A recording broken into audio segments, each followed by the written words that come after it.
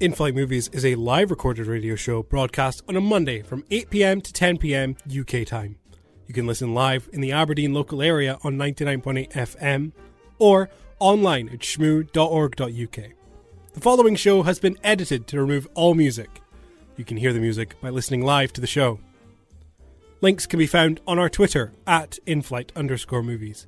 That's at inflight_movies. And now, on with the show.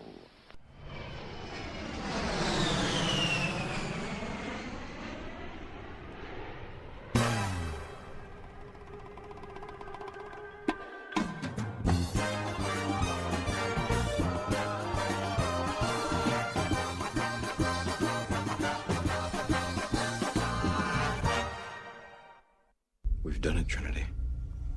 We found him. I hope you're right. I don't have to hope. I know it.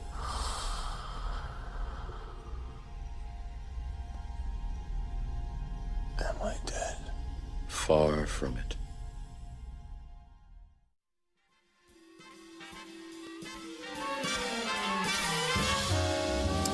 That's right, ladies and gentlemen. You are listening to In-Flight Movies here on Shmoo 99.8 FM. My name is Glenn. I'll be your captain this evening as we fly through the skies, through the silver screen, and among the stars. And with me is my lovely co-pilot, Ryan. As always. He's here. I am here. I'm looking at him. Yes, and I'm looking at you. Is he real? Or is he a construct of binary code? Well, I tell you, if that's the case, they did a very poor job. Yeah, they've messed you up. Your eyes are where your nose is supposed to be. You're upside down. Exactly. You're glitching back and forth. You need a reboot, son. Which maybe... Oh, okay. Yes, this week is a very special Matrix special. As me and Ryan have been recently in a bit of a Matrix mad, essentially. Yeah. Having seen all of the 4 films, including the brand new Matrix Resurrections, which was released earlier last week. And we have seen it. We will review it later on in the show tonight. You can also expect usual news, a small discussion on Hawkeye as episode 6 wrapped up its first season last Wednesday. And much, much more here on In-Flight Movies. If at any point throughout the show you want to get in contact with us, you can on Twitter at inflight_movies. That's at inflight_movies. What have you seen this week? What we thought of the movies and the TV shows that we're talking about this week, and all that lovely stuff. Blah, blah, blah, blah. I'm tripping over my words like I don't know Christmas what. Christmas has just passed. Christmas has just passed. We're getting... We're still on the meat sweats. Still in the meat sweats. Of course, what's a show without great music too? Oh, no. What's playing? Oh, maybe... YouTube is playing a YouTube advert for the water drop. I don't know what that is, but I don't want to buy it. What I do want to play is music. This is White Rabbit by Jefferson Airplane, featured within the trailer. Yes. To Matrix Resurrections and the film itself. Yes. All of our music this week, and I mean all of our music this week that we've got lined up is from all Matrix films, all 4 Matrix films. You heard Club to Death. You had a very, very long version of Club to Death, the original 7-minute rendition, which is, in Ryan's words, perfect. Perfection. Perfection. It is. It's very nice. I love that. Yeah. But this is White Rabbit by Jefferson Airplane. We'll see you in a little bit. White Rabbit by Jefferson Airplane, featured within the Matrix 4 Resurrections. It's In-Flight Movies. It's 8:15. You know what that means? Where's my mouse? Oh, it's right here. I lost it. Oh. Well, what time is it, Glenn? I said it was 8:15. Yeah, you know what time that is. What time? Yeah. It's news time. It's news time. I was waiting until after the music to say those words, Ryan. Wait, who's... You what? I'm taking over. You in my chair. You in the desk chair. Well, before the news, actually, can I interject? No. Oh. Yeah, go ahead. I'll go ahead, yeah. How was your Christmas, Glenn? A personal question. A personal question. How was your Christmas, Glenn? Well, not to dox myself, but it was lovely. I had a very, very nice Christmas. It was very quiet. We just sat around the campfire, sang carols. Kumbaya. My family's very... We're traditional Christmas, but none of us can really be bothered with Christmas doing the full, whole, massive shebang. So it's 0.5. It's Christmas 0.5. So we'll open presents in the morning, and then we'll have breakfast, and then it's just free time for everyone to just go away and do stuff, because who knows what you do in that time between opening presents and your meal. You get the meal prepared. No, I don't. You get the house prepared. What am I, the parent? I'm the child. I go upstairs and I look at my presents like a normal kid. So I did that, and then we ate. We don't do the whole start our main pudding thing. We just sit down for our main, have a massive plate, and then call it there, and then have pudding later on. And then we watched Ron's Gone Wrong on Disney Plus. The Fox, I believe it's Fox, I think it's Fox. I think it is, yeah. Blue Sky? That's the company who make maybe Fox Animations? I don't know. I can't remember off the top of my head. Anyway, it's on Disney Plus. It's an animated film. Funny, enjoyable, actually quite good. That's my review. I would recommend it if you want a nice family film to watch that's entertaining for adults to watch as well. Yeah. So, excuse me. So we watched that and then called it a night. And yeah, I didn't really do much else. And yeah, how was yours, Ryan? How was your Christmas? Very traditional. In the same sense as you, but maybe more so in the traditional sense. More so, yeah. That sweet time in between opening presents, which, yes, woke up in the morning, opened presents. Time were you up? Time were you in the up? What time were you in the living room opening presents? God, like 9 maybe. See, we were also 9. Yeah. We were also. What's funny is that my mum and dad are up before me and my sister, and seem more excited to get us downstairs and open presents than me and my sister actually are to go downstairs and open presents. Well, I think I was up at 8, but I literally was like, you know what, I'm too comfy in bed. Oh, beds. I can wait. Beds have been recently, I don't know what it is, but beds in the morning have been like extra comfy. It's like clouds. They are like clouds. Yeah. I do not have to get up tomorrow. As you can tell by the way I'm you're away asleep right now, actually. I'm away asleep right now. Yeah. I'm very excited to go to my bed tonight and just completely conk out. Yeah. Yeah. But woke up, opened presents, and then got dressed, got showered, dressed, ready, prepared, and then helped out in making the meal, and then preparing the house for the chaos of Christmas Day. Of course, yes. So that was the hours in between. Lovely. But then we have soup, and then our main traditional Christmas meal, and then dessert afterwards. We do it all on a oneer. We start at like 1:30 in the afternoon, and then it continues until like 5 in the afternoon. Mental. Yeah. Mental. It's beautiful though. The Christmas dinner this year was absolutely gorgeous. Yeah, I don't know what it was, but there was something about it this year. It was particularly delicious this year. Yes, absolutely.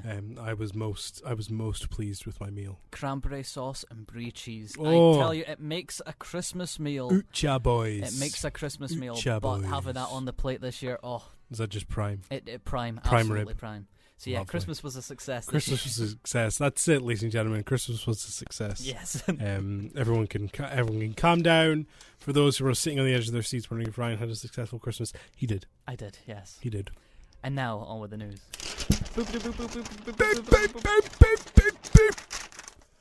News time. Beep. Robert Pattinson. Guess who he plays? Edward Cullen, to be specific. Norton.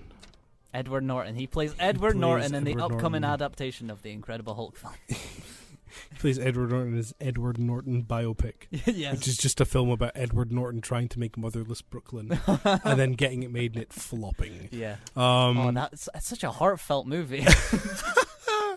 I'd pay to see that. Absolutely. Robert Pattinson, of course, is playing the new Batman. He's Bruce Wayne in the upcoming The Batman film, which releases in March next year, directed by Matt Reeves, I believe. I was about to say his name, Yeah. but I wasn't sure if that was correct or not. Yeah. But it was You correct. know what Matt Reeves also directed? What did he direct? This, I think this'll. I'm guessing that you're quite excited for the Batman. I am neutral on my excitement for the Batman. I get why people are excited. But, we've had so many Batmans. Of course, How excited can I get, really? I agree. Do you want your opinion to go from neutral to straight up, I'm not bothered anymore? Yeah. Matt Reeves directed Dawn of the Planet of the Apes and War for the Planet of the Apes. I actually care less anymore. I famously dislike both those films. No, that's actually a lie. It's War that I don't like. Yeah. He also directed Rise and Dawn, fine. War, stupid. There wasn't a war. There was no war. Okay. There was no war. I did not see big apes go against humans. Well, I can guarantee in licorice pizza there's going to be no pizza made of licorice, but... I demand justice for fake titles within films. Of course, yes. Don't even get me started on Don't Look Up. Because they look up. You know what they do? The first 5 minutes of the film, they're looking up. I'm sick of it. Sick of it. And I'll get to the actual piece of news now. Of course, yes. Robert Pattinson says he has 2 ideas for the Batman, or Bruce Wayne, can go for 2 more future movies. Yes. Cool. Awesome. Make another trilogy. I don't Yeah. care. I'll see it. I'll pay for that. Sure, if it's good. If it's good. Even if it's bad, I'll still watch it. It looks quite good because I don't think I've wrote this in our news page today. No, but very recently there has just been a new Batman trailer released. Today? Yeah, today. Literally, maybe like an hour and a half ago. Literally, they're releasing it now as I speak. No. And yeah, it looks very violent in a sense. It looks dark. I've seen a couple clips from it that look pretty cool. Mm-hmm. He is just tanking bullets. Which yeah, absolutely. I don't know how well Batman, the man with no powers in a fancy suit, can tank bullets, but I'll roll with it. It kind of looks like there's going to be a plot point in this new one in which Alfred is a key element. A key plot point. Well, he's played by Andy Serkis, so they better be utilising him. Yeah. In the same way that Aunt May keeps getting younger, as does Alfred, I think. Yeah. Alfred is now in like his 50s. Yeah, and he's gruff. And he looks like he could probably throw a harder punch than Robert Pattinson. Proper geezer. Proper geezer. None of this butler plate stuff. He's a proper hard man. Bruce Wayne asks him for a drink and he's like, go get it yourself. Go get yourself sunshine. Get yourself sunshine. Alfred walks in the Batcave and looks at Bruce and goes, pint of numbers. Pint of numbers, love. Pint of numbers, love. Always cure. But yeah, there's a moment in the trailer in which someone, I think it is actually Bruce Wayne, is talking to Alfred and he's basically saying, why didn't you tell me? And then Alfred's looking all disheveled and he's like, some things, like some past moments shouldn't have been brought up. So I feel like He was the Batman. He was the Batman. They're bringing in that, what is it, Pennyworth TV show? No, I think, oh God. That's a show, isn't it? Paloma Faith's in it. That's part of the Gotham thing, I think. Okay. So that's not going to be canon, unfortunately. I don't think so. I don't think so. They could be doing is it Batman Beyond, in which Bruce Wayne's son is Batman, or it's like an older Batman? Sure. Yeah, just say the word sure and agree with me, because I don't know what I'm talking about. First look at Spider. Huh? Who? Spider-Man was released a couple weeks ago, Glenn. Why are you talking about Spider-Man? I am not talking about Spider-Man. I am talking about the famous character from Avatar 2. Of course. James Cameron's epic that will never get released. Avatar 2 has its first official look at an actual picture from the actual negatives of the movie. Mm-hmm. These are real pictures of the movie, people. And it kind of exists in a weird way. It's kind of real. A confirmation. This is confirmation that James Cameron has not just taken every single penny Walt Disney has had in his pocket and went, mwah, and faked it. It's all. Like, we've got a film. Oh, it's in the can. Walt, listen, Eisner, whoever's head of Disney now. Who's head of Disney now? I don't think it's Bob. Mickey? Yeah, Mickey. Listen, Mickey, listen. Eminem, come on. Listen to me when I say this, right? We got 6 whole avatars back here, all right? Back to back. We're guerrilla style. Starting work on 7. Gonna need another billion. Yeah. Gonna need another billion. I'm going back down to the ocean. I'll return 10 years later. We're getting Sigourney back in. It's a whole mess. She just came off of Ghostbusters. Off that one cameo scene. You can tell me, I booked her up for 2 months that day. That was just her makeup. Crazy. This is a real conversation. I have the recording. Of course. Anyway, first look at Spider, the adopted human son in Avatar 2. Yeah. From Empire Magazine, there was a big reveal, basically. Article, I suppose. I guess, yes. But it's just, it's literally a picture of a person submerged in water, so you see half of their face. It's not even a good picture. It's not even an image to be like, oh, look at Avatar 2 and get excited. No, it's just... It's half of a person's face. It's just snooze. Yeah. It's just snooze. But what I really find hilarious, because I didn't... This is a new plot point as well, I feel, in this new Avatar film, in which Jake and Tiri have an adopted son who is a human. Yeah. So they don't have an Avatar-like child.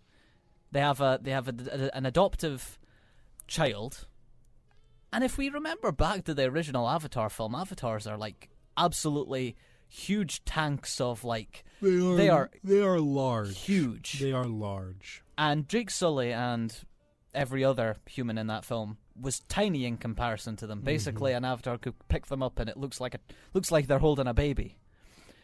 What is an adoptive child going to look like in comparison to these huge characters? I find that hilarious with what they're going to do there. Yeah, I really don't know what's going on here. James Cameron's just going crazy wild.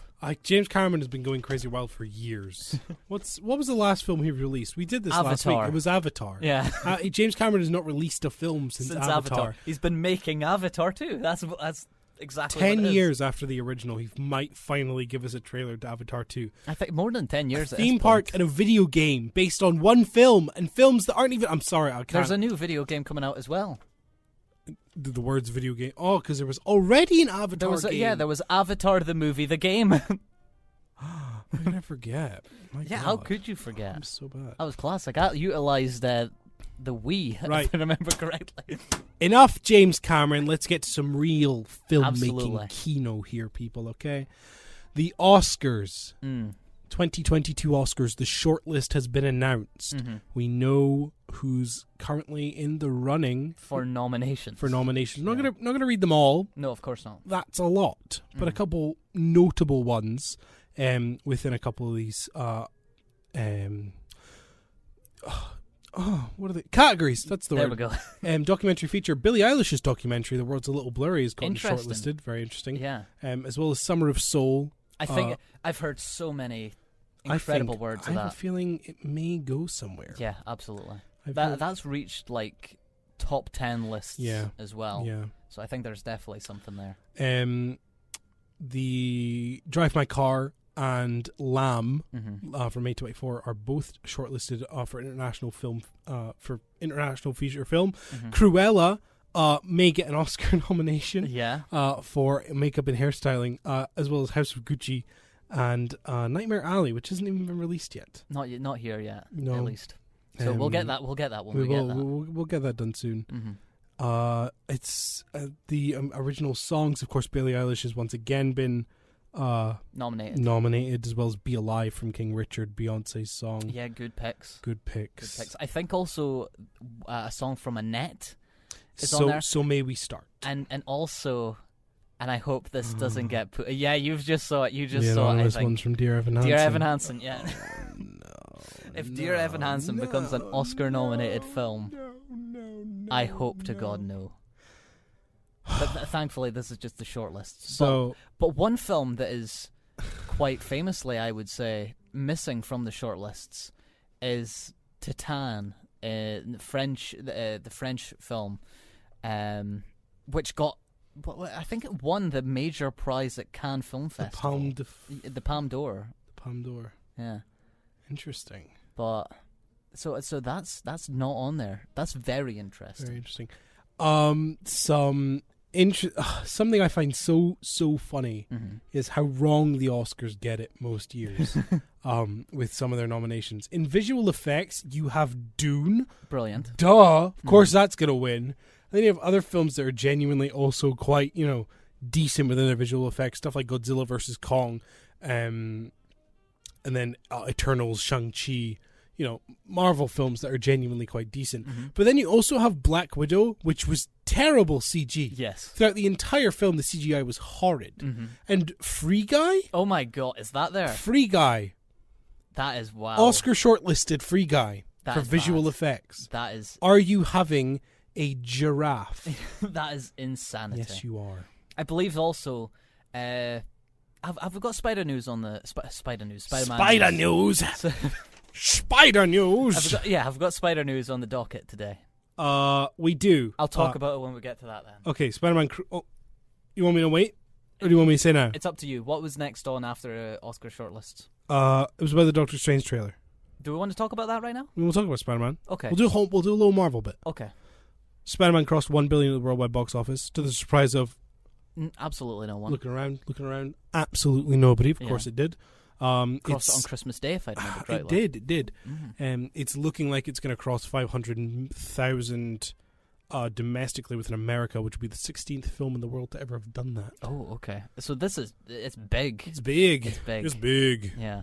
It's big, and that makes it the biggest film of the year. Actually, biggest film of the year. Yeah, which is crazy, very crazy. I saw it again yesterday. My thoughts on it haven't really changed much. If anything, I maybe dislike it like a little bit less, but I guess I expected that. So I don't know. Still fun though. Still fun. Yeah. Still fun. What was the thing you wanted to say? That they are that Kevin Feige and Marvel in general are using some of their earnings from the absolutely stupendous box office that they've got to finance and run a For Your Consideration campaign to get Spider-Man into Best Picture. Now, listen to me when I say these words, Oscar people. You may have gotten it wrong 90% of the time within the Oscars for the year, you know. It's fine. I get it. That's why we have other ones like BAFTAs and Globes to also be annoyed at, so we're not only annoyed at you. Exactly. Don't do that. No, don't. Please, for the love of God, don't. It's not that good. It's not that good. It's really not that good. You put it next to some of these other films I've seen this year, get out. Exactly. Get out. Shot to the sun. But literally, that is it's an insult. It's an insult to put Spider-Man No Way Home even in the same, like, vicinity of Dune. Yeah. Even in terms of but even though Spider-Man made more than Dune is miles ahead. That is insanity. That is insanity. That took a book that nobody could do for years and turned it into one of the best films I've seen of this year. Possibly the best film I've seen this year in the cinema. And Spider-Man No Way Home is just like, oh, guys. It's fun. Nostalgia. Isn't that fun? And it's made like billions of dollars because of course it is. This is exactly what The Matrix was talking about. Exactly. We'll get to that, yeah. But they are actually, they're financing private screenings for Oscar, like the actual Academy, so that the Academy can go and watch Spider-Man. You're a joke. You're just laughing at yourself. I don't get it. It's hilarious, to be honest, though. One positive thing to come from Spider-Man No Way Home is a trailer for Doctor Strange Multiverse of Madness. Spoiler alert, this was one of the end credits scenes. Or the last end credit scene to Spider-Man No Way Home. They pulled a Matrix Reloaded. They did pull a Matrix Reloaded and put the trailer at the end, which I think is very funny. It's honest to God the exact same trailer that was just released again, but on YouTube. I'm excited. Yeah, I'm looking forward to it because I just think it'll be Spider-Man No Way Home, but like a little bit nerdier for those real. I don't want to say real Marvel fans, like I'm gatekeeping it, but you know what I mean. People who are like, there's going to be some weird stuff. Oh, there's going to be some real weird stuff in this one. Whereas Spider-Man, I feel like the nostalgia in Spider-Man is all like quite safe, like all stuff that we remember, all know. This is going to have nostalgia and like throwbacks and references in the sense of like that was one character in one comic book from the 70s. There's in the opening like Marvel logo shot of the trailer for Multiverse of Madness, you get a split-second shot of the Marvel logo they used for the Daredevil film and Fantastic Four film way back in the early 2000s with Ben Affleck and whatnot. So people are theorizing that they're going to maybe have a cameo. Can you imagine? If Ben Affleck shows up as Daredevil, I give you all my money. He would never do it. In terms of actual actors to get back, Ben Affleck would never do that. Ben Affleck would so do that. Maybe for the paycheck. Hey, I watched The Last Duel. Ben Affleck would do that. Okay, he would do it. I think it'd be funny. Chris Evans will come back as the Human Torch. Now that would be fun. I feel like he would do that. He would do that. But there's like theories that Professor X is going to appear. Yeah. But like a variant of him. This is right. The one thing Multiverse of Madness is going to do is both please everyone who is hyper fixated on Marvel, like kind of like I am, in which they've watched all the shows, know all the lore and all that stuff, and it's also going to alienate so many fans. Oh, it's going to be the Matrix Resurrections because of the Marvel films. This is the one film so far in which you need to have watched the TV shows to get it. Yeah. I realized this earlier. You are going to have to watch WandaVision, What If, and Loki in order to just get what's going on. And also Spider-Man And No also Way Home. Spider-Man No Way Home, Yeah. in order to just understand and get what's going on in Multiverse of Madness. So if you're a Marvel fan and you're excited for Multiverse of Madness, but you haven't seen WandaVision, Loki, or What If, go watch them, because you're going to be so lost. Mm-hmm. In the same way that when Captain America 4 inevitably comes out, people who haven't seen Falcon and the Winter Soldier, so lost. Yeah. You know? Yeah. Or any other upcoming film that includes... This is going to be the straw that breaks the camel's back. This is going to be the... I'm kind of excited for it. I want to see what the fallout could be of Because I this think film. the fallout's going to be people are going to say it's terrible because it doesn't explain anything. Mm-hmm. But in reality, it explains everything through previous stuff. This is going to be that Matrix thing. Yeah. This is going to be... We'll talk about it later, of course, but this will be that Matrix thing. Interesting. Very interesting. I also think Sam Raimi's a very good director. Oh, I'm excited for his return. Oh, Sam Raimi. He hasn't done a film since Oz the Great and Powerful. I'll kiss him on the lips, I will. I love Sam Raimi. I think he's a great guy. Yes. I always love how just, like, stressed he looks in every photo I've ever seen of Sam Raimi. There's an episode of Chef the Show in which he makes pizza with Jon Favreau and the guy Jon Favreau does the show with. I can't remember his name, but he's a very famous chef. A very famous chef. But he makes pizza, and the whole time Sam Raimi just looks like he's about to explode. Like one little touch and he just implode. Like he's consistently high on coffee or something. Yeah, I love most him. likely. He's like a little critter. I love him. In other Keanu news, even though Keanu wasn't involved in that, John Wick Chapter 4. Yes. This is sad news. It's been delayed. Yes. To March 24th, 2023. It's a whole year. Like a whole year. It's a whole year, bud. I remember when Matrix 4 and John Wick 4 were going to be released on the exact same day. It was the Keanu Reeves day. Keanu double bill. Yeah, the Keanu double bill. And that is just I don't think I that would have been the perfect world. But things change, obviously. In our perfect utopia, we don't get that. We don't. Michael Keaton, man himself, Beetlejuice, Batman, and Birdman, and Vulture. Sure, yeah. And McDonald's founder. Oh yes, of course, yeah, he is the McDonald's founder. And can you think of any more? Can I think of another Michael Keaton performance? Mr. Mom. Excuse me? I think that was him. Mr. Magoo? No, that's not him. It's definitely not him. That's not him. Anyway. Will return as Batman again in Batgirl. Yes. Of course, he's already returning for The Flash. Yeah, DC are doing, DC are doing brilliant things with getting Michael Keaton back. However, maybe they should have kept that as a secret. Yeah. I would have loved that surprise. I would have liked it too. Yeah. But I'm excited for his return. I am. Michael Keaton couldn't keep it quiet either. No. Michael Keaton is the kind of actor that he'll say what's happening in anything. I hope his costume still has a stiff neck. I think it does, actually. So he has to turn his entire shoulders to look at stuff. Yeah. I think that's very funny. Mm-hmm.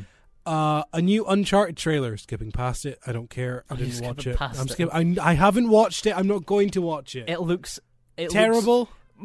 Less like Uncharted than the last one. Well, I'm not watching it. It looks like Pirates of the Caribbean of the modern day. I hope to God The Last of Us TV series is better than this. That at least has Pedro Pascal. But Mark Wahlberg now has his mustache. I don't care if Mark Wahlberg has his damn mustache or not. Tom Holland sucks. He does. He actually does. And he's really annoying me this week. Oh, yeah. Tom. Is this the best part of the news? Tomothy. I was singing your praises last week for saying how nice you were, wanting to quit acting and become a landlord for cheap rents within buildings, all right? I thought you were a decent lad. No. You came at my boy.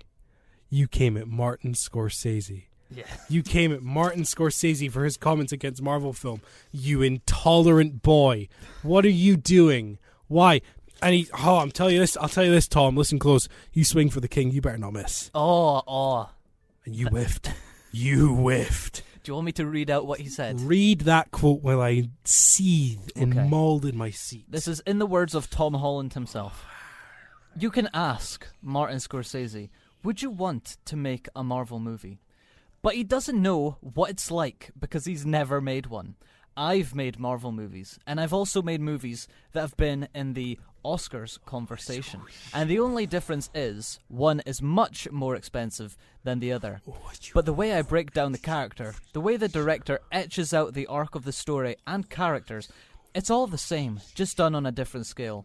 So I do think they are real art. I just grab him by his little neck and give him a good shake and get his noggin straight. This is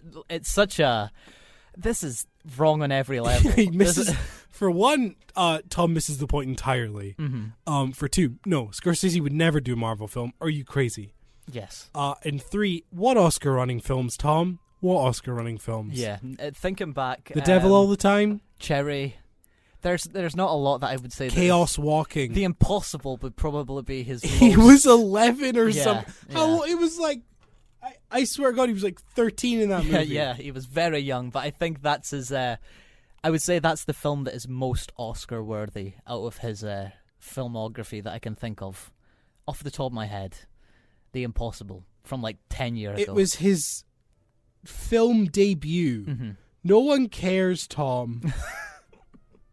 And it was Naomi Watts who got a nomination for that. Not even you. Oh, but he'll do it by a association. I've been in Oscar films. Shut up. I'm so... Yeah.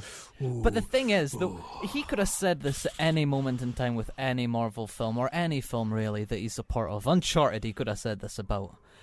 The funny thing to me is that he said this for the brand new Spider-Man film, which is the perfect display of exactly what Martin Scorsese said. Yep.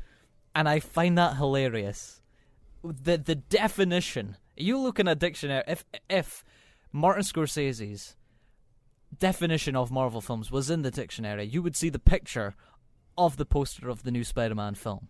I find it hilarious how Tom's just like, no, I don't like him now. No, I don't like him. He's wrong. I also found the two Oscar films that he was talking about. They're Spies in Disguise and Onward. So they don't count, Tom. Your voice in a film doesn't count. Loser. Yes. Come out, round back, Tesco. Just give you a scrap. He's just. I love that he just misses the point entirely. Yeah. No, that's not what he's saying. It's you are a moron, for a lack of a better word, Tom Holland. And if you were already getting on my nerves because of your depiction of Nathan Drake in Uncharted, all right? And now you're just fully down the toilet. There isn't any ice to be thin on anymore, bud. You're drowning. You're freezing in that pool. Oh.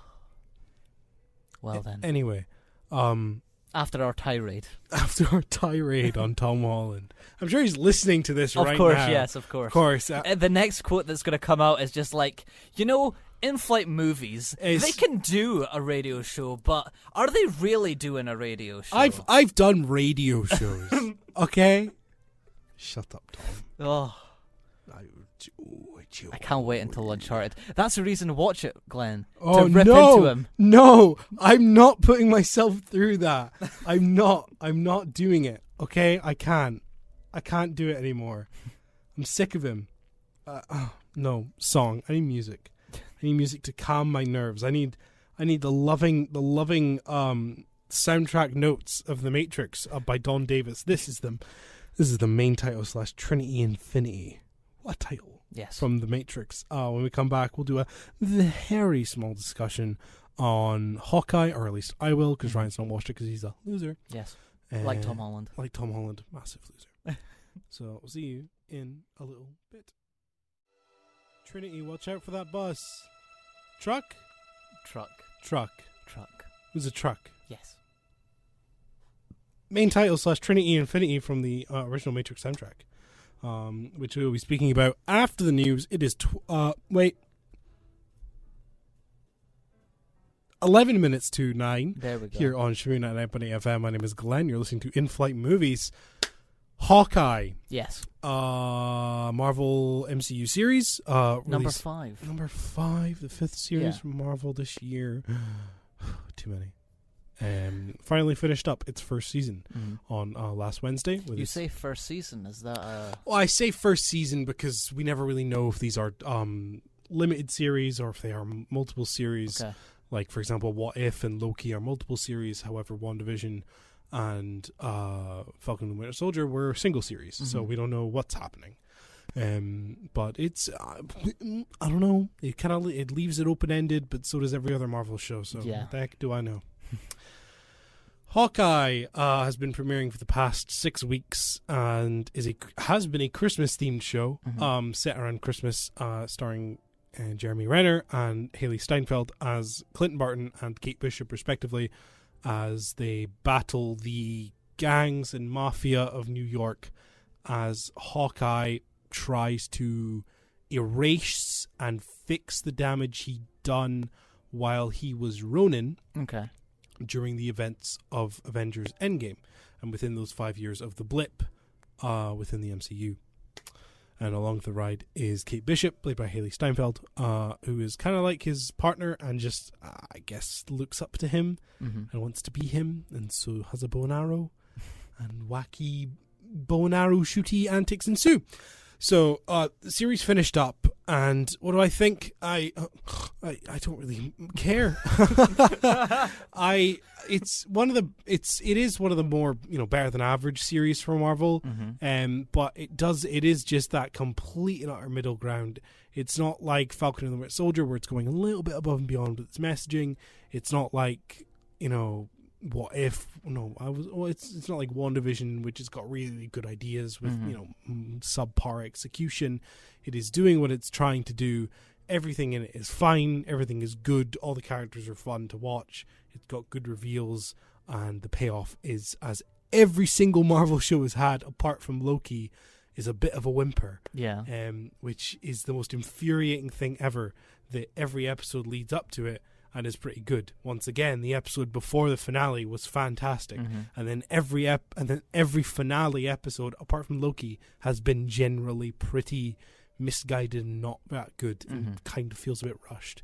I think Hawkeye isn't as bad, but there are aspects of it that I don't really want to spoil, that have been messed up a little bit. Because it's all over social media, I will mention that Vincent D'Onofrio does return as Kingpin. He's been fairly open about it as well. He's been fairly open about it. So is Marvel Instagram accounts and Twitter accounts and whatnot. Vincent D'Onofrio played Kingpin within the Daredevil series that was on Netflix.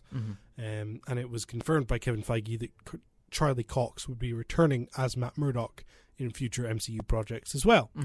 And I believe by connection that means that the two side characters from Daredevil as well, one of them is called Foggy.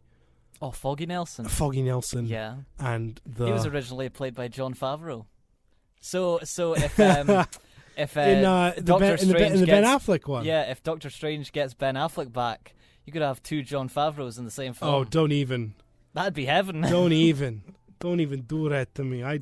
I go crazy for the opportunity of two Jon Favreaus. I hope they visit the Chef universe. That would be. We've always wanted them to visit the Chef universe. That would be great. Anyway, yes. It's Eldon Henson as Foggy Nelson and Deborah Ann Wall as Karen Page have also been rumored to be returning to MCU as well. But of course, the big one being Vincent D'Onofrio, literally big as Kingpin, because Kingpin is an absolute tank, and has been in the Daredevil series. Of course, he's a little bit nerfed in Hawkeye, because Hawkeye is a PG-12A series, whereas Daredevil was a hard 15 in the UK. I think it was even an 18. It was an 18 at points, and I think it's definitely R-rated in America. But they, of course, had toned him down just that little bit for the Disney. Do you ever think that he'll get back to his, let's say, R-rated roots? Well, here's the thing. I hope Marvel do kind of take the stick out their butts, and so to speak, and decide to just show it all instead of hiding so much of it. Because with some of the heroes upcoming, like if they're gonna do another Daredevil thing, or if Daredevil's gonna appear in other stuff, if they're doing Blade, if they're doing Deadpool, if they're gonna do Punisher, who knows? John Bernthal could come back. That'd be a great. That would be great. That would be, yeah. Then I would really, really hope that we would get more R-rated content from Marvel.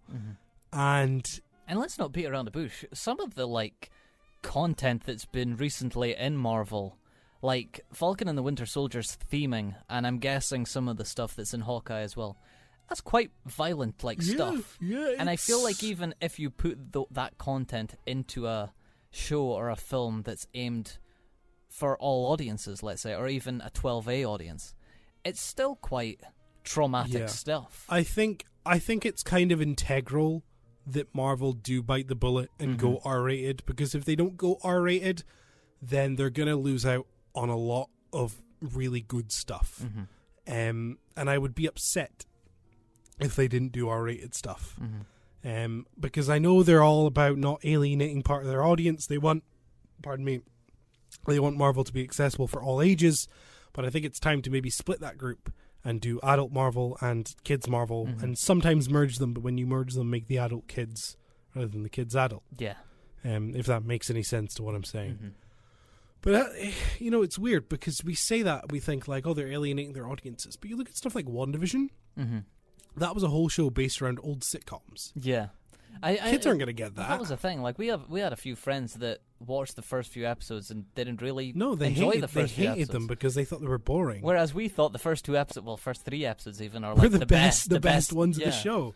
It is weird that they're like, oh, we can't alienate audiences for R-rated stuff, when a lot of the subtext and a lot of the content they're doing is, for adult.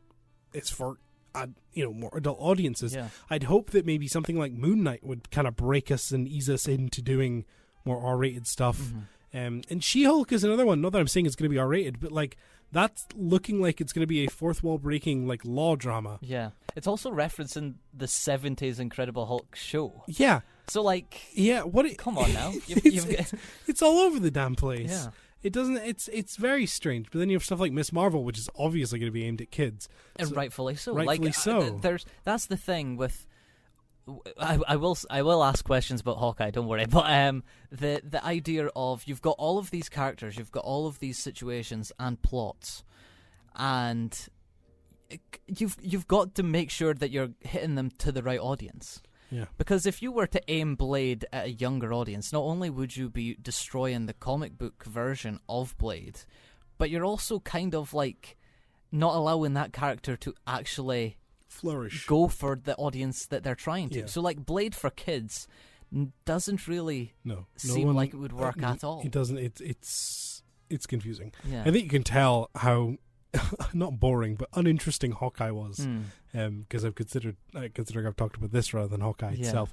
It is a good show. It is still decent. It is Marvel. Is the action good? The action is pretty good at times. It's fun as well. Jeremy Renner and Haley Steinfeld, how do they do? They have good chemistry. Haley Steinfeld is very nice to watch. She's a pleasant person in the show. There are good side characters. There are fun comedic moments, and hell, I don't even hate Jeremy Renner in it. I wouldn't say it completely saved Clint Barton for me as a character, but it was good and it was decent. Good representation through the character of Maya, who is Echo, who I don't know who she's played by. My apologies. I haven't looked that information up. I'm terrible. I'm a bad radio host. But she's good for deaf representation. And Echo's getting her own show, is Echo is also getting her own show as well. Yeah. The way they handle that is pretty good. And it did a good enough job setting her up, because I'm now kind of excited to see her in the show and see more of her, because it was good, but also because it's probably going to include Kingpin.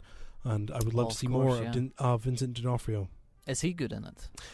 He plays the character exactly the same from the Daredevil series, just slightly toned down and a little bit souped up as well. Okay. For example, he rips a car door off, which I'm pretty sure Kingpin couldn't do in the Daredevil series. And he also takes an arrow to the chest and literally brushes it off. Brilliant. He's also wearing a very famous comic outfit from, I think it's a Family Business issue 1 cover, in which he's wearing like a red Hawaiian shirt and a white tux suit. And a top hat, and people said he looks ridiculous, but Vincent D'Onofrio picked that and said, I want that for my Kingpin. I don't think it's very funny. Right, enough Marvel. Let's get to some real content after the news. It is 2 minutes. It's 2 minutes. It's 9:01. A minute to 9. 1 minute to 9. The news is about to come on very soon. When we come back, we'll be slipping into the Matrix. We'll be jacking in. Oh, very, very good. Jacking in. And talking about the Matrix, making sure that all your heads are twisted on just right. And we'll be talking about the Matrix Reloaded, the Matrix Revelations, and the Matrix Resurrections. Yes. All 4 of those and more to come, as well as some great music. But the news is happening soon. Remember, if at any point throughout the show you want to get in contact with us, you can on Twitter at @inflight_movies. We'll see you in the next couple of minutes. It's intermission time, folks. So hurry, hurry, hurry. Step right over to our refreshment center for the most extravagant array of refreshment goodies ever assembled under one roof. Enjoy breathtaking, mouth-watering goodies Everything from a snack to a delicious full meal. At our refreshment center, you'll find a large variety of goodies to satisfy your hunger, your thirst, or your sweet tooth. So hurry, hurry, hurry. Visit our refreshment center now. The show starts in 10 minutes. And now, on with the show. Spy Break Short 1 by Propellerheads, featured within the original Matrix from 1999. You are listening to In Flight Movies here on Shmoo 99.8 FM. My name is Glenn. I've been your captain for the past hour. I'll be your captain for the next hour as we fly through the silver screen and among the stars. And with me is my gorgeous, beautiful co-pilot. Oh, thank you very much, as always. Oh, it's you. It's me. It must be this shield that we have in front. It must be. You've mistaken me for someone else. I thought you were Zendaya. Of course. Kidding, Zendaya. If you're single, hit me up. Anyway, she's with Tom Holland. Another reason to hate him. Another reason to add it to my list. Tom Holland's dating Zendaya. To be fair, she's only with him because I broke her heart. So of course. That's why. Okay, I'm just saying. Just getting that out there now. Okay. Of course. For the record, may the record show, please. Yes. That Zendaya. Tom Holland is the rebound. Your Honor. Tom's the rebound.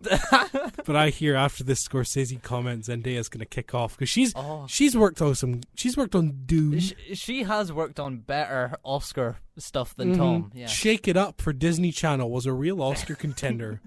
I tell you, her performance. The one that got them on the map. Her performance is rocky.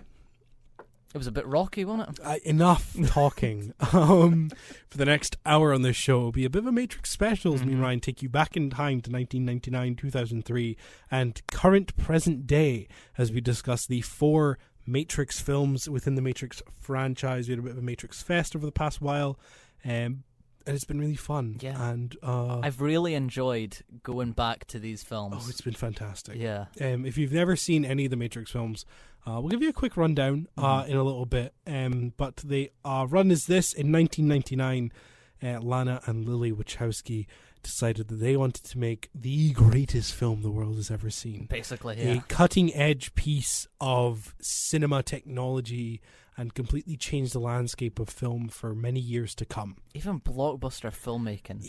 Yeah. Crazy. It was one of the most expensive films ever made at the time when it was released. A fun fact that I always love is when Lana and Lily originally pitched the idea to Warner Brothers. They gave them a budget and said, make the film. And they took that budget and made the first 3 minutes of the film. Yes. Which is the incredible chase scene with Trinity. And then they came back and said, hey, Warner Brothers, we made this with all the money you gave us. And Warner Brothers watched it and went, yeah, you can take a bunch more money and make the whole film. So they gave them more money and they made one of the most, influential, biggest computer-generated films ever. It was insane. It put people like Keanu Reeves properly on the map. He was big, but this made him astronomical. And you can't look at Keanu Reeves now without pointing Neo. Yeah. Or John Wick, but of Neo. Course, yeah. Carrie-Anne Moss, Samuel Jackson. No, Lawrence. Well done. What a callback. What a callback. Oh my God. Funny to anybody who gets that. Yeah. Absolutely not a soul. I'm not explaining it. Do your own research. Of course, yeah. Do your own research. Lawrence Fishburne, to be exact. But Lawrence Fishburne as Morpheus, Carrie-Anne Moss as Trinity, Hugo Weaving as Agent Smith. It was absolutely astronomical. It did numbers at the box office, and to this day is still renowned as one of the greatest films ever made.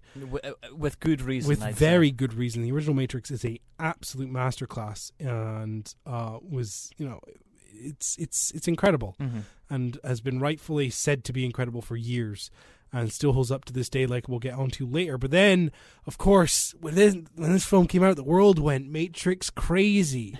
And for a few years, the world was crazy about long trench coats and small glasses and jumping off walls and doing slow-mo bullet time. I wish the style was still in style. So do I, because I could really use a long black trench coat and some small glasses, let me tell you that. Leather trench coats. Yeah. But of course, it was the year 2003 in which everything culminated in this peak of Matrixicism.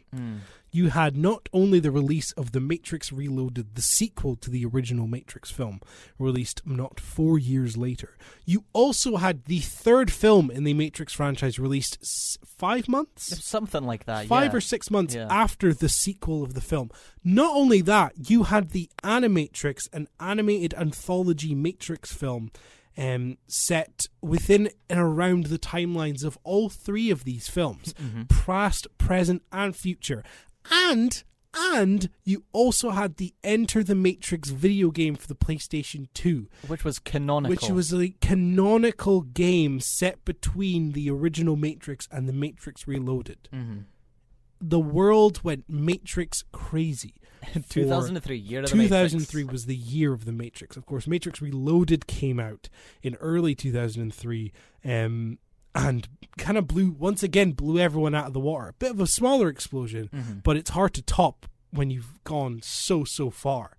And I would also say that Matrix Reloaded proved that this franchise was going to be divisive. And had longevity to it. It wasn't a single idea, it was multiple ideas. This film branched what it had and made that so much bigger. Was that a good thing? Maybe. Was it a negative thing? We'll talk later and see. And of course, The Matrix Revolutions came out in later 2003, and that was a really divisive film. When that film came out, everybody hated it, which is shocking to think.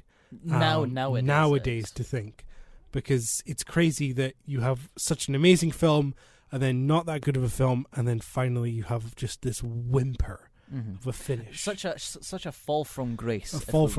And it's quite sad because it kind of killed the Matrix.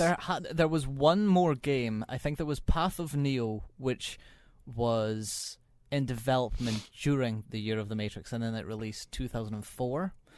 But then since Path of Neo, I don't think there's been another Matrix-related thing released. Maybe The Matrix Online, which was basically like not World of Warcraft, but it was like massively multiplayer. An online MOBA. Yeah, massive online base adventure thing. But that's been it. The franchise has really been just laying low for the good part of near enough 20 years. Yeah, and since then, it's kind of, like you said, been laying low. People have been discussing and theorizing. Of course, The Matrix still really holds up in its subtext and its themes, and to this day is still studied and even shown within classes to explain the ideas of philosophy and thinking outside the box and thinking of the greater ideas of our world. I remember you telling me, because we saw The Matrix in the cinema a couple of years ago, maybe 3 years ago at this point, I think.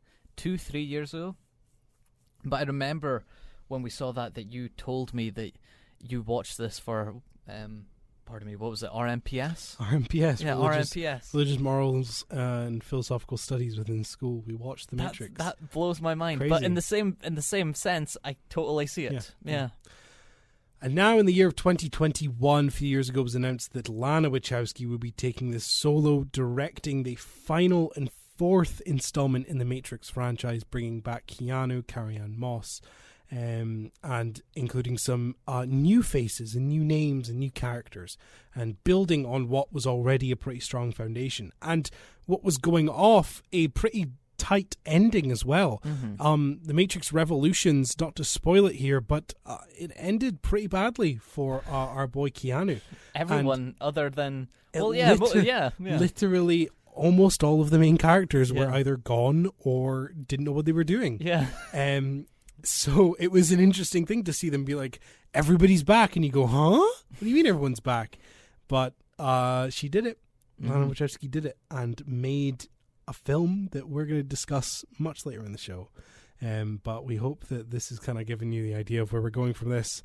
We're going to play a song, and when we come back, we will be raving about the original Matrix from 1999. And we'll see you in a little bit after this song. This is Furious Angels by Rob Dugan and the Hunchback of Hoxton Square. Yes. And Liam Walker? Yes. The instrumental version of this is played in Matrix Reloaded. However, this original version of it, I think, is a very interesting one to play on the radio. Because we always hear the instrumental version of it. Yes. But this original version, I think, would be quite cool. Perfection. We'll play this. When you come back, we will be talking The Matrix. See you in a little bit. Well, that ended quite suddenly, didn't it? Yes. That was Furious Angels by Rob Dugan, the Hunchbacks of Hawks. Sure, yes. And Liam Whitman. Yes. Oh, I guess. Because it's not on my screen, so I'm just taking a wee guess. I'm throwing stuff at the wall and seeing if it sticks. I do love that song though. That's a tune. It is a tune, actually. I do love it. Anyway, Matrix. The Matrix, the original Matrix from 1999. We got the absolutely once in a lifetime opportunity to see this film in IMAX. Yeah, the situation presented itself perfectly, beautifully, literally perfectly.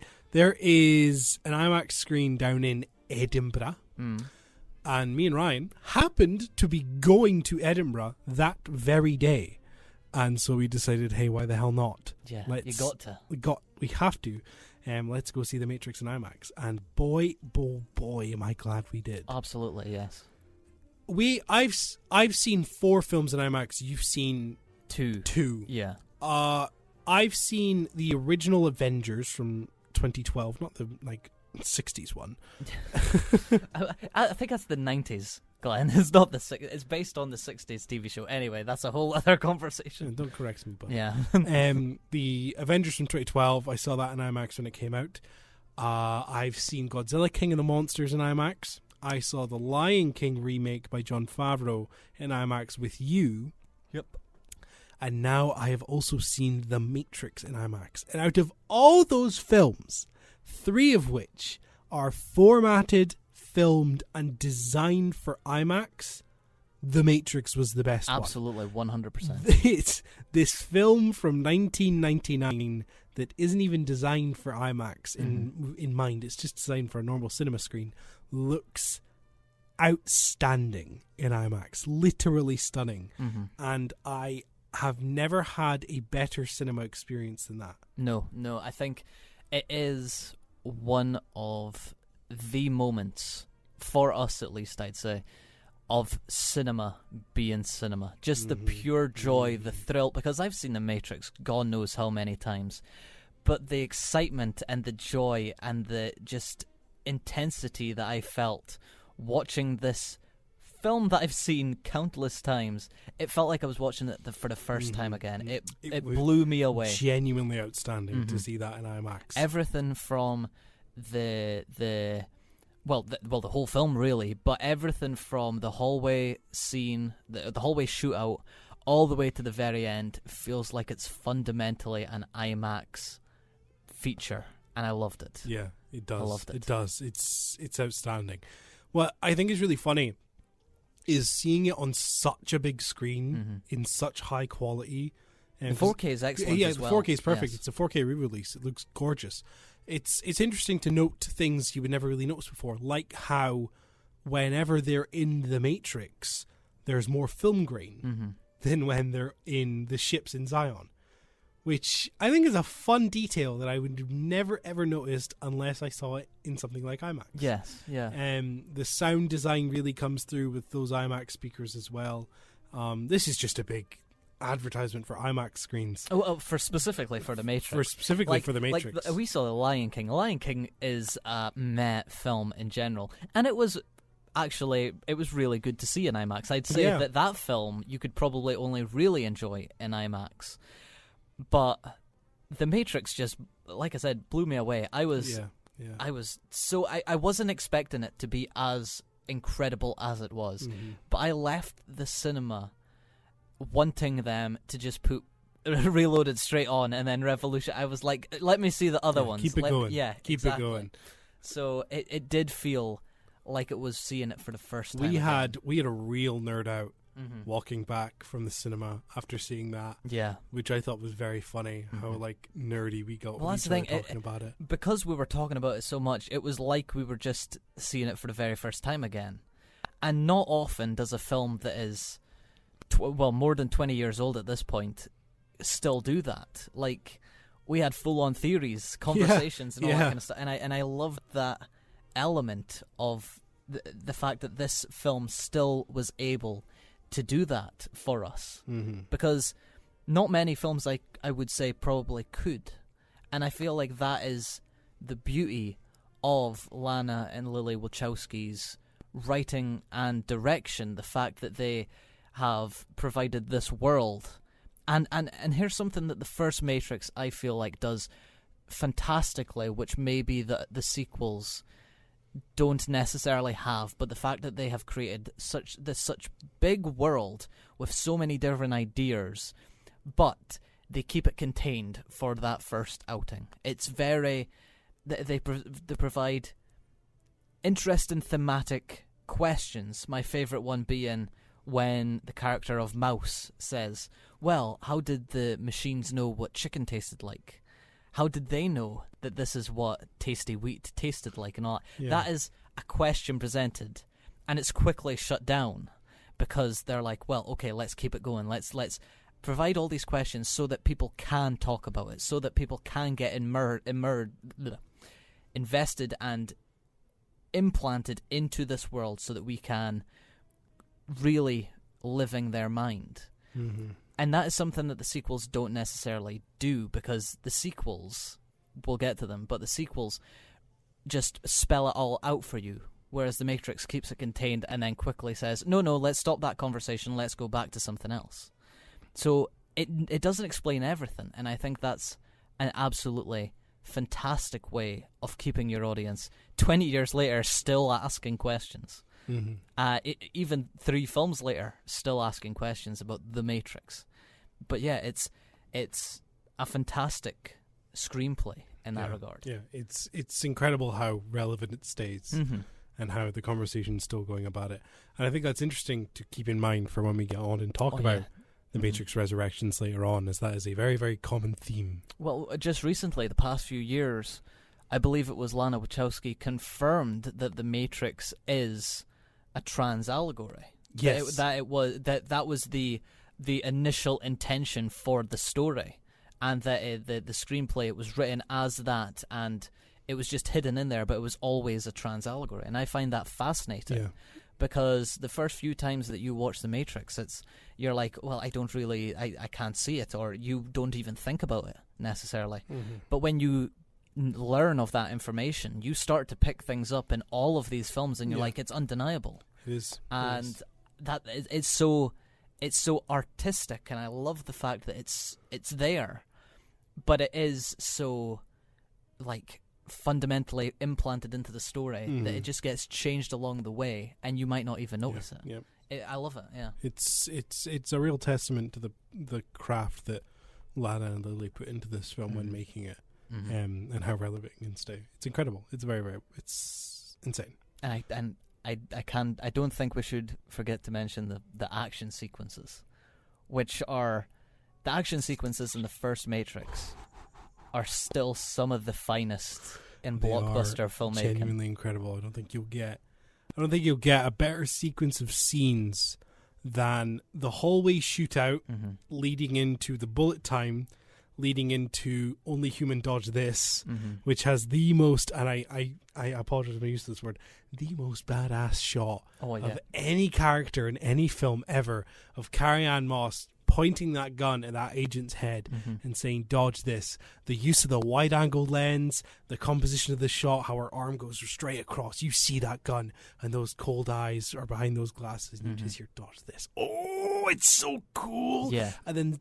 literally minutes after that, you get them grabbing that helicopter, firing that minigun into the office where Agent Smith and Morpheus are held, and you get that shot, that upward shot of those bullet casings falling from the helicopter. That was one of the standout things in IMAX. That'll never leave my head. That is one of my favorite shots in all of film ever. Yeah. And then after that, you get Trinity dangling and swinging away from the exploding glass building behind her, which also looks outstanding. And then minutes after that, you get Neo fighting Agent Smith in the subway.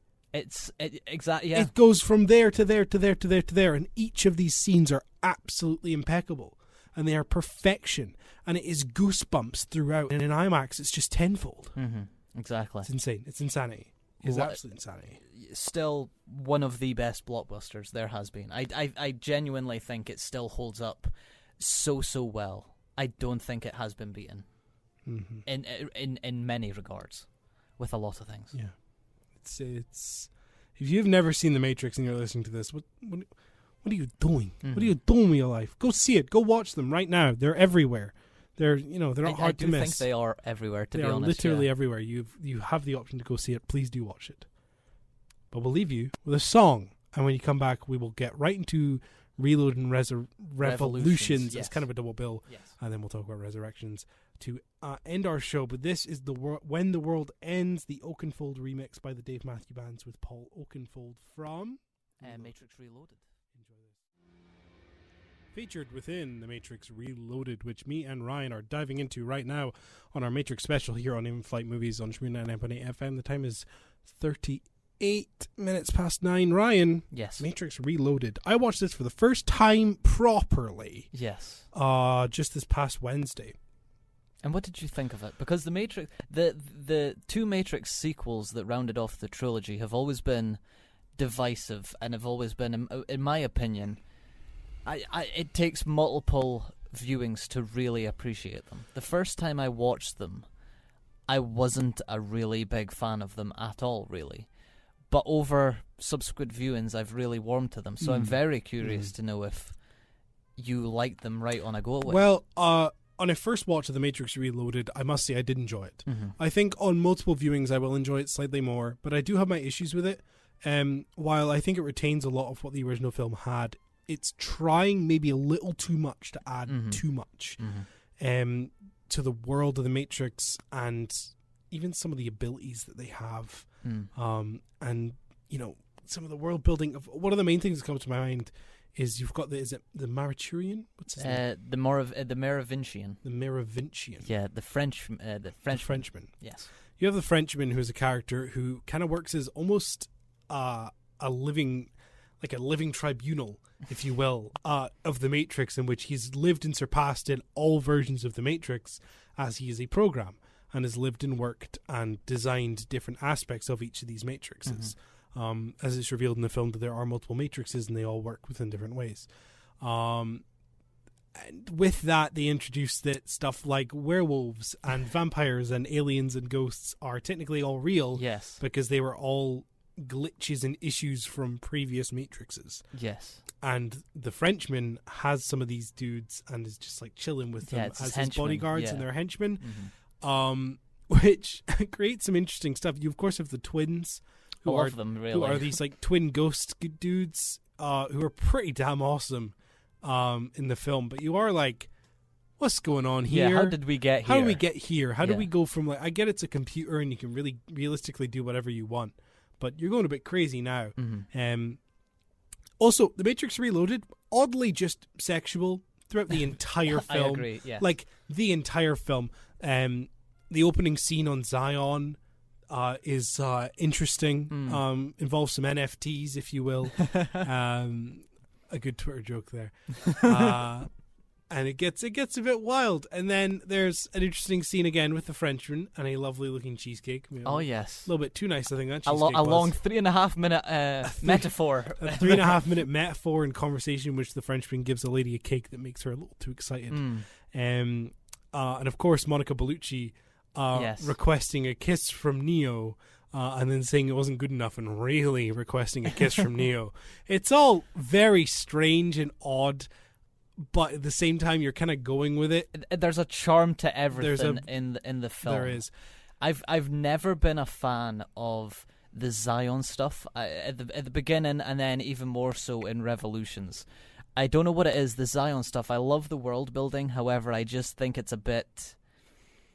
It's not as interesting because I feel like we've seen like a lot of the things that's presented in it in other films. Yeah. Not necessarily afterwards, but of the time even then. I'd say the Star Wars prequels as well, they feel like Zion-esque in a sense. Yeah, it's interesting because any film could do Zion, but because you're putting Zion in a film like The Matrix, which features The Matrix, I'm instantly disinterested because it's not The Matrix, which is upsetting because I do love the diesel punk aesthetic that Zion has. Absolutely, the mechs, the tubes, the wires, the storyline is dirty, really oil-filled world that they have, which is just trying to survive in this machine world.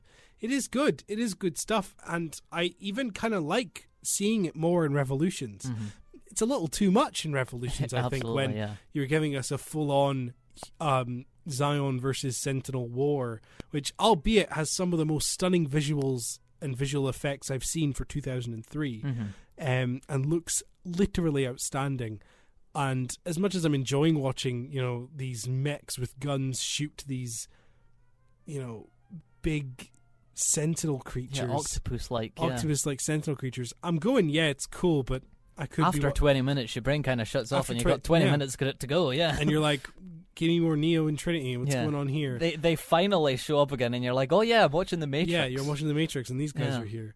So it falters a little bit there in the third film, but I like the second film a fair bit. I even like the Agent Smith stuff, and I mean, we get more Agent Smith stuff. I've came to love that scene, to be honest. I love that Agent Smith goes from just being a really, really cool villain character in the first film to the literal downfall of the Matrix in the second and third.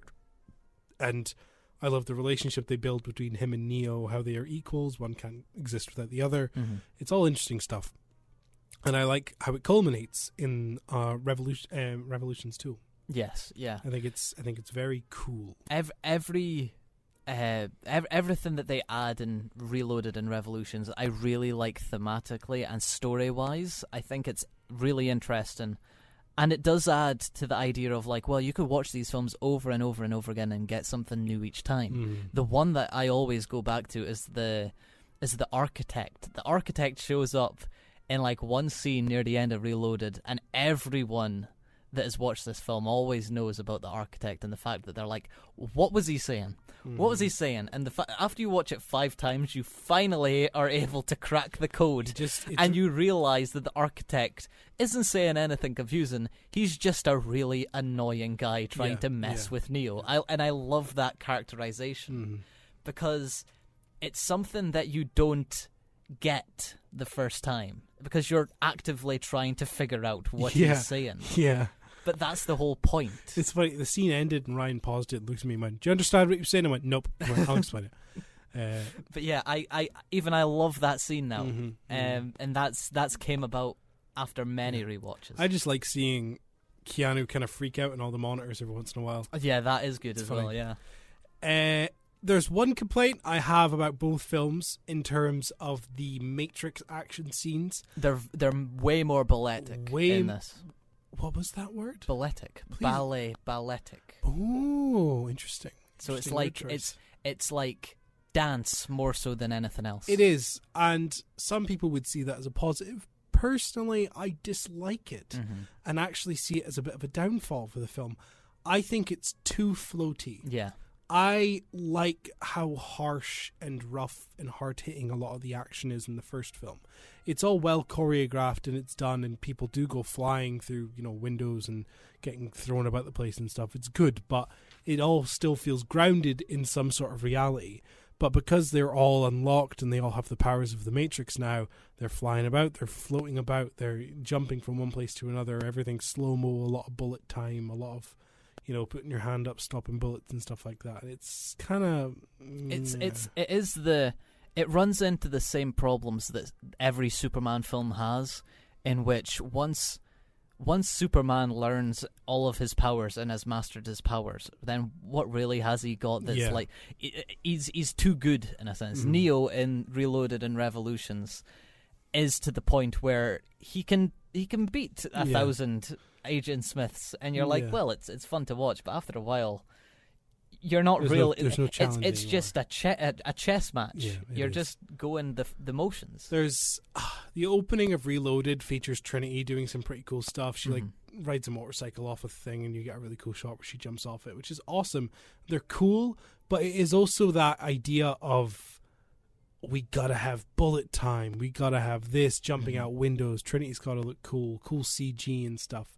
And it's all a bit like we are kind of at this point. You are ticking boxes. Yes. And it feels like you are just doing things because everyone went, hey, they're cool for the first Matrix film, which is something Resurrections makes fun of. Yes. Do you want to get straight into Resurrections? I was about to say we should go straight into Resurrections. Absolutely. Let's go. So Resurrections was released earlier last week to probably some of the most mixed and different opinion reviews I've seen. I would say this is the most divisive film of the year. Incredibly divisive. To give you an idea of that, on IMDb, not a single one of the star ratings goes above 20% of like the audience who voted for that. The highest one is a 6 out of 10, which sits at 17.2. But then you also have a 10 out of 10 at 10.8% and a 1 out of 10 at 9.4%. Wow. This is incredibly divisive between audiences. Nobody really, I don't think anyone has any ideas on what to think about this film. Everyone's kind of all over the place. But as someone who had just seen all 3 Matrix films previous to this one, I kind of liked it. Yeah, same. It was good. It was weird. It was meta. It added to the story without taking anything away. It had, it had everything I kind of wanted. It had Neo. It had Trinity. It had more world building. It had new world building, and it was good. The most surprising elements for me was it's the same thing as how on rewatches of the original Matrix film, you're looking forward to all the action scenes, but it is within the smaller scenes that you pick up the story, you pick up more things about the world of the Matrix. And the Matrix Resurrections doesn't necessarily feel like a sequel to Revolutions, but more so a sequel to the franchise as a whole. Yeah. It feels like a reflection of the franchise as a whole even. And you're looking forward to, let's say, action scenes, but when you get into the film, the stuff that you really, really enjoy is the conversations that Lana Wachowski is presenting us. Yeah.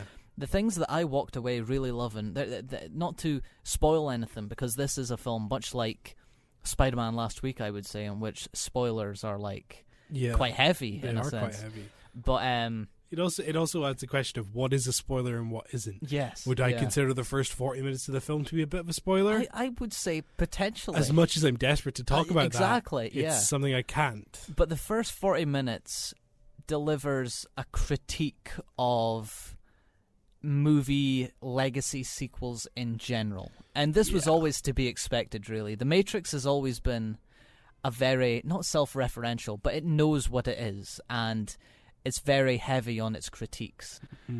But Resurrections, more so than any of the previous films, actually critiques this newfound age of returning to franchises that we know and love and how we look at them. And I found what Matrix Resurrections does within that 40 minutes absolutely incredible. I loved the first 40 minutes. It's meta. And to a point, in a sense, it can be seen as pointless and maybe even cringy at times. But the best part of it is that it all feels like a scathing review of culture and filmmaking in general nowadays. There's a lot of just pure malice and hatred towards Hollywood that seethes through these scenes. It's an angry screenplay. It's so angry. Yeah. And I love it. You can just tell how annoyed Lana is at all these years of boardroom meetings, press packets, everything else.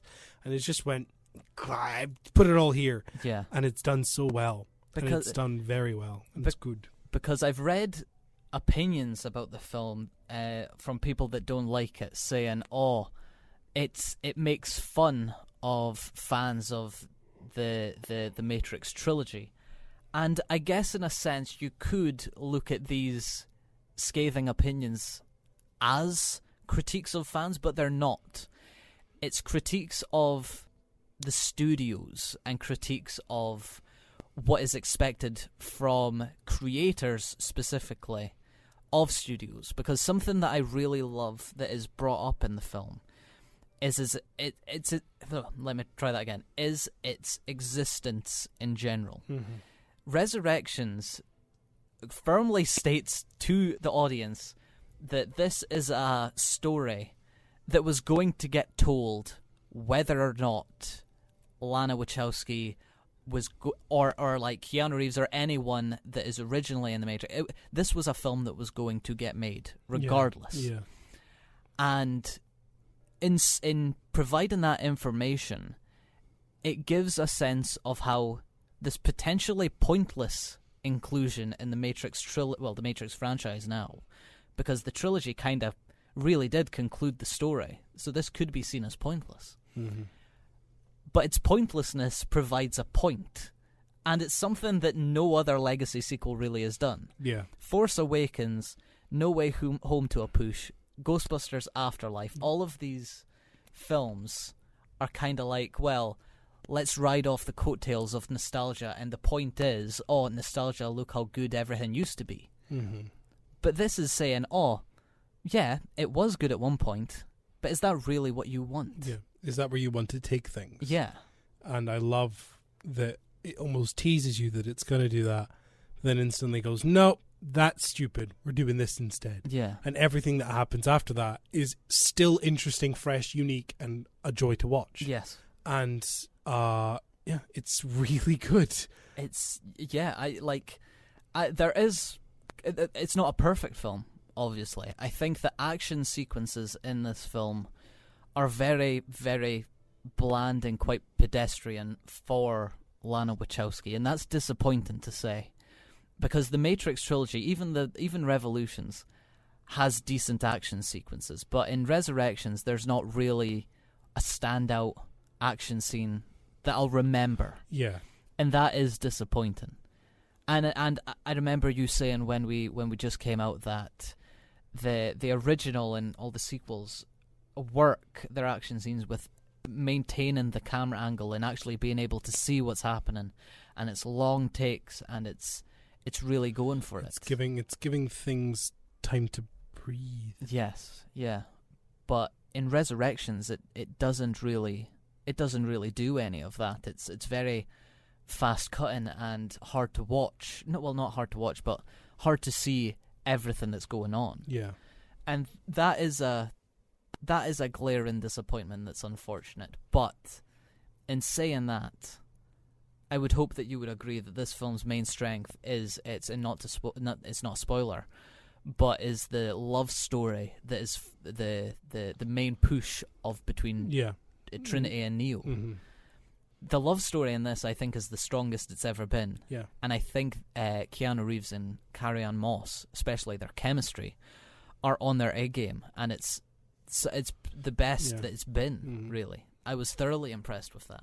It's good. I get why people would maybe be annoyed. I get why people maybe dislike it, but I think its critique on Hollywood is so enjoyable, and its misdirection as to where it's going is also done so well that I'm just like, good on you.